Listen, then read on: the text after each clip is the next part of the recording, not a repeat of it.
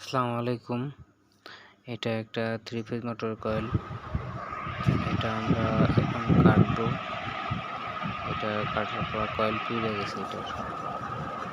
এটা মোটর পরিষ্কার করার পর আমরা ফাইবার পরাবো এখন। আমরা কিভাবে মোটরে ফাইবার পরাই সেটা আপনারা খেয়াল করবেন। দেখবেন যে মোটরে কিভাবে ফাইবার পরায়।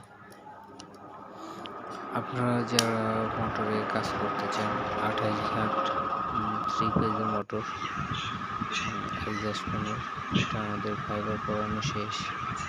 আমরা এটাকে এখন কয়েল বাঁধার উপযোগী হয়ে গেছে।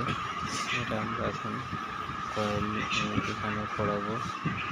তো আমরা প্রথমে কয়েল বানানো শুরু করলাম। আমরা কিভাবে কয়েল বানাই সেটা আপনারা দেখবেন। কিভাবে কয়েল পেঁচানো হয় এবং কিভাবে পড়ানো হয় সেটা আপনারা দেখবেন খেয়াল করে, যাতে আপনারা কাজগুলো করতে পারেন। আপনারা যদি এই মোটরের কাজগুলো করতে চান তাহলে আপনারা দেখবেন যে কিভাবে এই কাজটা করা হয়। তাহলে আপনারা বুঝতে পারবেন যে এইগুলো কিভাবে বাঁধা হচ্ছে এবং কিভাবে পেঁচানো হচ্ছে। তাহলে আপনারা যদি ভালোভাবে দেখেন তাহলে বুঝতে পারবেন, আর এই কাজ আপনারা শিখতে পারবেন। আমরা এখন কয়েল পরাবো। কয়েল বানানো শেষ। কয়েল পরাবো আপনারা দেখবেন যে কিভাবে আমরা কয়েল পরাই, সেটা লক্ষ্য করে খুব ভালোভাবে মনোযোগ দিয়ে দেখবেন। কারণ আপনারা শিখলে পরে তো আপনারা কাজ করতে পারবেন। যে কোনো প্রতিষ্ঠানে যা নিজের বাসা বাড়ি যে কোনো একটা কাজ করতে পারবেন, ইলেকট্রিক্যাল কাজ। আপনারা যারা এই কাজের ভিতরে থাকেন তারা অবশ্যই দেখবেন, যারা পারেন না তারা শিখে রাখবেন। কারণ কাজ শিখে থাকলে আপনার কাছ থেকে কেউ কাজের অংশীদার হবে না, ভাগীদার হবে না। আপনার পার্সোনাল কাজেও লাগবে এগুলা। কিভাবে মোটরে কয়েল পরানো হচ্ছে সেটা আপনারা ভালোভাবে লক্ষ্য করে দেখবেন।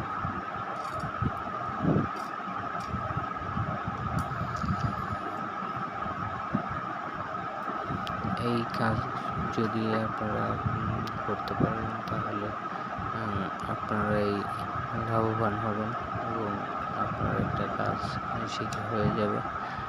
এবং কোনো প্রতিষ্ঠানে চাকরির জন্য আপনাকে যদি ইন্টারভিউতে বলা হয় যে আপনি মোটর করতে পারেন কিনা, তাহলে আপনার জন্য সুবিধা হবে।